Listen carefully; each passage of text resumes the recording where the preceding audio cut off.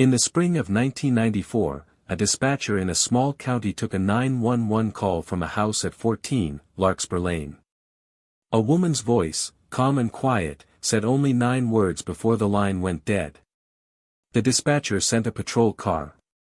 And when the officer arrived at 14, Larkspur Lane, he found an empty lot, a foundation, and the black bones of a house that had burned to the ground 2 decades before the call was ever made. Stay with this one. The part that no one could explain isn't the fire. It's what the woman said. The house had belonged to a family named the Aldermans. In 1974, a fire started in the walls late on a winter night and took the whole structure before the volunteer brigade could reach it. 3 people lived there. 2 of them got out. The third, a woman named Ruth Alderman, did not. Her body was recovered near the back door, close enough that for years afterward people in town would say the same thing under their breath: she almost made it. The lot was never rebuilt. The foundation stayed, cracked and filling with weeds, and the address stayed on the county maps because no one had ever bothered to remove it. 20 years passed. And then, at 2:14 in the morning on a night in April, the call came in. The dispatcher that night was a man named Carl Vance, and he was not a man given to imagination. He had worked the overnight desk for 11 years. He had heard drunk calls, prank calls, calls from people dying and calls from people lying. He knew the difference. When the line lit up and he answered, he heard a woman's voice, very soft, very steady, and behind it the faint crackle of what he would later describe, without wanting to, as fire. The woman said 9 words. She said, "Please tell them I could not find the door." And the line went dead. Carl did what he was trained to do. He pulled the address the call had come from. The system returned 14, Larkspur Lane. He dispatched the nearest unit, a young deputy named Ortiz, and he told him to expect a woman, possibly a fire, possibly an injury. Ortiz drove out to Larkspur Lane. And he radioed back, confused, that there was no house at that address. There was a foundation. There was a burned lot. There was nothing else. Here is the first thing the department could not resolve. The 911 system in that county, in 1994, logged the origin of every call. It did not guess. It pulled the number and the physical line the call traveled through. And when the technicians checked, the call had come through a copper telephone line that was still, on paper, registered to the Alderman residence. That line had been dead for 20 years. There was no house connected to it. There was no phone. The wire ran to a pole at the edge of the empty lot and stopped, cut and capped, exactly where the house used to meet it. The department did what any department does with something it cannot file.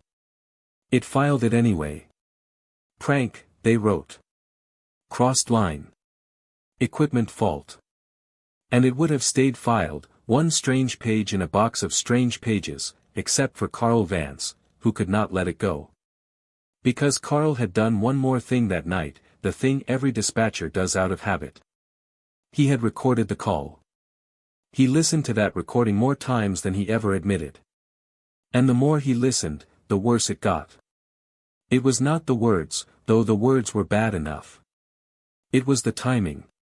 Ruth Alderman had died in 1974 trying to reach a door she could not find in the smoke.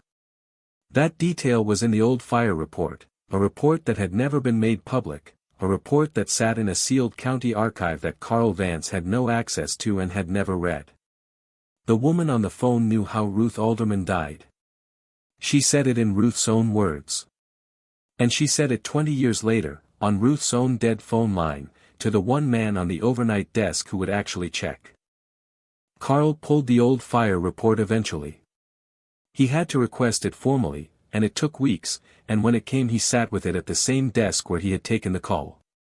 The report confirmed everything. The location of the body near the back door. The cause. And one detail that had never left that sealed file: the investigators in 1974 had noted that the back door of the Alderman house had swollen shut in its frame from the heat, and that Ruth had almost certainly been feet away from a door that would not open. She could not find the door. Because the door was no longer a door. The case was never solved, because there was nothing to solve, in the way that police solve things. No crime. No suspect. No body that wasn't already buried. Just a call that traveled 20 years down a wire that shouldn't carry anything, from a house that no longer stood, in a voice that knew a secret sealed in a county archive. Carl Vance retired in 2003. In the interview he gave when he left, a small piece in the local paper about a man finishing a long quiet career, he mentioned none of it. But he told one person, years later, the only thing that still bothered him. It wasn't that the call had come. He had made his peace with the fact that he would never understand how. What bothered him was the last thing on the recording, in the half-second after the woman finished speaking and before the line cut out. If you turned the volume all the way up, past the crackle, past the hiss of the old tape, you could hear, very faintly, a sound underneath her voice. It was the sound of a door handle being tried. Turned, and rattled, and tried again. And never opening. The lot at 14, Larkspur Lane is still empty. The line to the pole is still capped. And somewhere in a box of cases that were closed because they could not be opened, there is a cassette with 9 words on it, waiting for the next person who decides to turn the volume all the way up.